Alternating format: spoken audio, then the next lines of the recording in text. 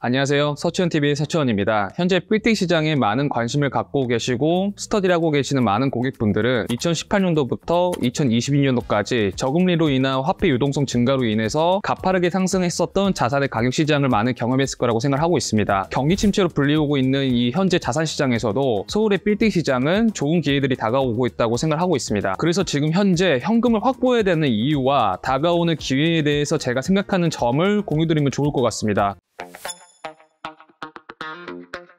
전통적으로 아파트와는 달리 빌딩 시장은 진입의 장벽이 상당히 높았습니다. 흔히 그들만의 리그라고도 불리우기도 했고요. 지방에서 서울에 있는 빌딩을 투자하는 경우가 상당히 드물었고 서울 내에서 거래가 있다고 하더라도 자전거래로 이루어지는 경우가 상당히 많았습니다. 서울에 매입한 많은 건물 소유주분들도 비교적 오랜 시간 동안 장기 보유를 하면서 밸류업보다는 인플레이션 해칭 수단으로 장기간 많이 보유하는 케이스가 상당히 많았습니다. 하지만 시간이 점점 흘러가게 되면서 밸류맵, 부동산 플래닛, 부동산 디스코 등 시세를 쉽게 확인할 수 있는 일명 프로테크 기업들이 많이 발달하게 되면서 지방에 있는 고객분들이나 바쁜 일정으로 인해서 부동산을 쉽게 방문하지 못했던 고객분들이라고 하더라도 손품 하나만으로 주변 거래된 건물 시세라든지 거래량을 쉽게 확인해 볼 수 있는 시대가 도래하게 되었습니다. SNS 많은 발달로 인해서 쉽게 현업 종사자나 직접 경험해봤던 지식들이 아니라면 얻을 수 없었던 지식들도 유튜브로 인해서 많은 지식들을 공유하게 될 수 있게 됐고요. 이 건물이 누가 샀는지, 그리고 이 건물을 신축할 수 있는 방법, 그리고 땅을 볼 수 있는 방법들까지 정보들이 정말 많이 공개화가 됐습니다. 그러다 보니 5년 전까지만 하더라도 정보의 비대칭이 상당히 심해서 어떤 누구는 건물을 잘 사고 어떤 누구는 건물을 못 사는 케이스가 상당히 많았었고요. 지방에 있는 분들은 서울권에 투자하기에도 진입의 장벽이 상당히 높았습니다. 하지만 지금 현재는 많은 기술들이 많이 발달하게 되고 정보가 많이 공개화가 되면서 빌딩 투자에 대한 진입의 장벽이 상당히 낮아지고 접근성이 상당히 높아졌습니다. 일례로 지인분의 소개로 저와 인연이 되어 건물을 매입한 고객 중 한 분도 지방에 거주하고 계셨지만 유튜브나 온라인을 통해서 빌딩 투자 지식을 얻어서 웬만한 서울에 거주하고 계시는 분들보다 빌딩 투자에 대해서 이해도가 상당히 높았고요. 그 결과 줌미팅을 통해서 실제 임자는 가지 않더라도 건물을 매입한 사례도 있었습니다. 그렇지만 너무 많은 정보 공개화로 인해서 접근성이 높아짐에 따라 실패한 케이스도 존재하기도 하는데요. 유튜브나 SNS 발달로 인해 빌딩 투자 실차의 케이스를 보게 되면서 무리한 레버리지로 건물을 매입한 다음에 예상치 못한 금리의 급격한 상승으로 인해서 매달 적자가 나는 케이스가 있고요.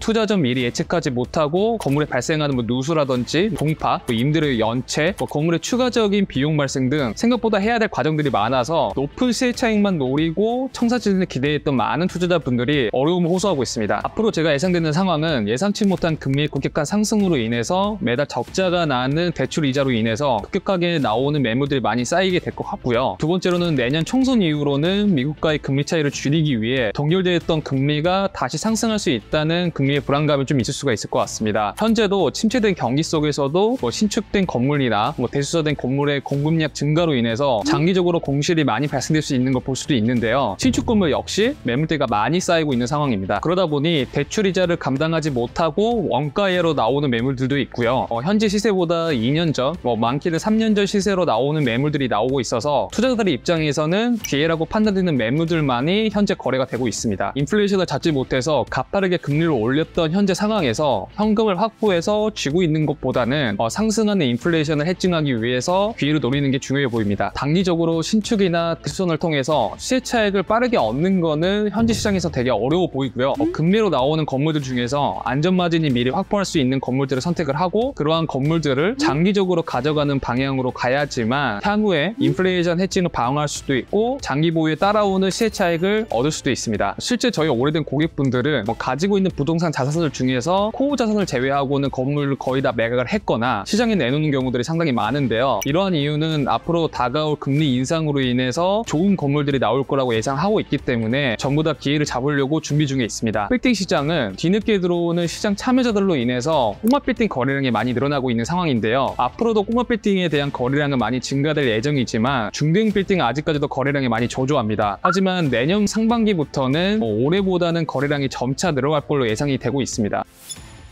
정리하자면 첫 번째는 빌딩의 시세 차익만 노린 채 좋은 청사진만 보고 무리하게 레버리지를 받아서 대출 이자를 감당하지 못하고 나오는 매물들이 있고요. 두 번째로는 신축 건물들이나 대수선 건물들의 공급량이 많이 늘어나서 신축 건물 또한 매물대가 많이 쌓이고 있어서 저렴하게 나올 수 있는 기회가 있다고 말씀을 드렸고요. 마지막 세 번째로는 급격하게 금리가 상승될 수 있다는 이 불안감 때문에 오랫동안 건물을 보유했던 사람들이라도 어쩔 수 없이 건물을 매각하는 이유들, 예를 들면 상속이라는 이슈들이 있어서 다가오는 기회라고 설명을 드렸는데요. 상업용 부동산 중에서 특히 빌딩은 임차인 관리라든지 아니면 건물의 시설 관리, 임차인의 업종 선택, 그리고 담당하는 컨설턴트의 안목에 따라서 자산 가치의 변동이 상당히 큰데요. 그렇기 때문에 이렇게 다가오는 기회 속에서 다양한 부동산 중개회사를 많이 만나는 게 되게 중요하고요. 부동산 컨설턴트 또한 다양한 부동산 중개회사에서 나와 맞는 사람을 만나는 게 되게 중요합니다. 적극적인 담당 컨설턴트에 따라서 건물의 자산 가치가 많이 변동되기 때문에 이러한 부분들을 반드시 체크를 하셨으면 좋겠고요. 더불어 건물 투자를 계획하고 계시는 분들이나 건물을 매입을 하셨더라도 건물의 관리나 이런 것들이 도움이 필요하시다고 하시면 연락을 주시면 적극적으로 도움드릴 수 있도록 하겠습니다. 감사합니다.